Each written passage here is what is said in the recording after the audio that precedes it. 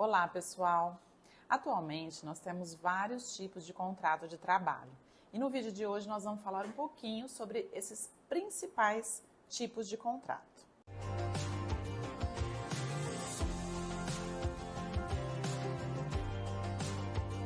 Se você ainda não me conhece, eu sou a Luciana, diretora do Departamento Pessoal aqui da Astec Contabilidade. E antes de entrarmos no tema desse vídeo, eu convido você a se inscrever no nosso canal, assim você vai sempre ser notificado sobre os novos conteúdos postados aqui. Vamos iniciar falando do contrato de trabalho entre a empresa e seu empregado. É um contrato com vínculo empregatício, que chamamos regidos pela CLT, pelas regras da CLT. Os principais contratos trabalhistas são contrato por prazo determinado.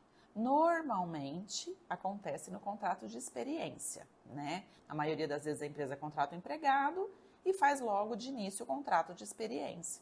Pode ser feito até 90 dias, no máximo, permite uma prorrogação, mas é importante que as empresas fiquem atentas às regras estabelecidas na convenção coletiva do sindicato que representa a sua categoria, porque acontece de alguns sindicatos estabelecerem lá prazos diferentes, sabe? Tem sindicato que coloca 30 mais 30, que pode ser o contrato, ou 60 o primeiro mais 30.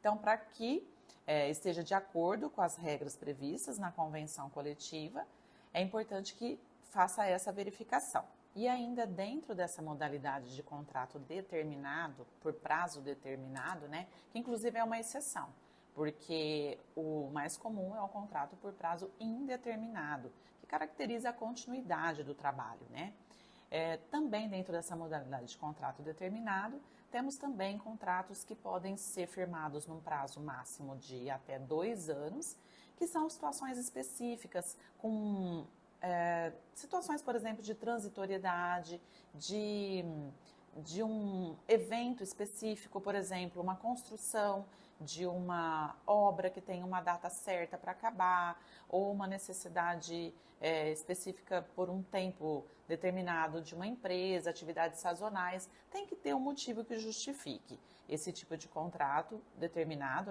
além do da experiência. Temos o contrato por prazo indeterminado, como eu disse, é o mais comum. Terminando a experiência, se não houver manifestação de nenhuma das partes, nem da empresa nem do empregado, ele já se torna um contrato por prazo indeterminado automaticamente. E assim ele vai seguir aí na continuidade do trabalho até que uma das partes desejem rescindir. Uma nova modalidade inserida pela Reforma Trabalhista de 2017 é o teletrabalho, contrato teletrabalho, mais conhecido como o home office, que agora, inclusive, com a pandemia, foi muito utilizado. Até então, não tinha muita prática desse formato de contrato, mas pela necessidade, de isolamento aí da pandemia, ele foi muito utilizado e ainda está sendo por muitas organizações. Temos também o contrato intermitente, que é aquela modalidade em que a empresa contrata um trabalhador para um período específico. Às vezes ali um evento que ela vai ter, uma necessidade específica por um tempo, alguns dias, pode ser por um mês, por alguns dias. Enfim, não tem uma previsão de tempo máximo, mas é para uma necessidade específica. E aí tem toda uma regra para esse tipo de contrato, que a empresa tem que convocar o empregado, ele tem que aceitar, ele pode recusar, aí ele presta serviço durante aquele tempo pré-determinado. Depois a empresa já tem que fazer o pagamento para ele, inclusive do 13º, férias, como se fosse uma mini rescisão, e ele continua com um vínculo com a empresa. Porém, vai aguardar uma nova solicitação, caso a empresa tenha necessidade.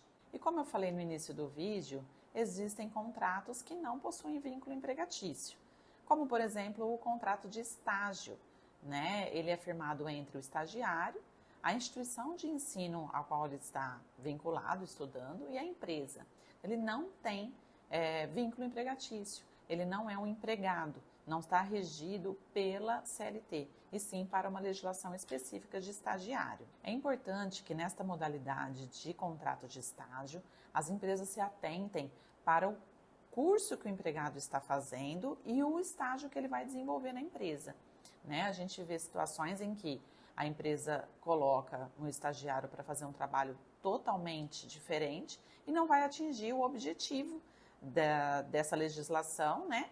Que é de preparar ali o estudante com a prática do trabalho. Então, numa situação dessa, se for verificado essa irregularidade, por exemplo, pela auditoria da fiscalização trabalhista, pode ser considerado um trabalhador sem registro, a empresa pode ser penalizada. E também temos o contrato de trabalho autônomo. Na verdade, né, normalmente esse tipo de contratação nem é feito um contrato mesmo, escrito, né? Normalmente é combinado, é um prestador de serviço que não tem vínculo, não tem subordinação, ou seja, não tem as características do vínculo empregatício. Ele presta serviços eventualmente para a empresa. Então, normalmente nem há essa formalização de um contrato escrito, mas é uma forma de contratação, existem as previsões legais de escrituração desse pagamento, de retenção de impostos, de contabilização, e ficar muito atentos para que esse autônomo não tenha realmente as características de um empregado, para que a empresa também não possa vir aí sofrer qualquer penalização no futuro. Se você gostou desse vídeo, se inscreva no nosso canal para você receber todas as novidades e conteúdos que a gente posta por aqui. E qualquer dúvida, deixe nos nossos comentários. Te vejo no próximo vídeo.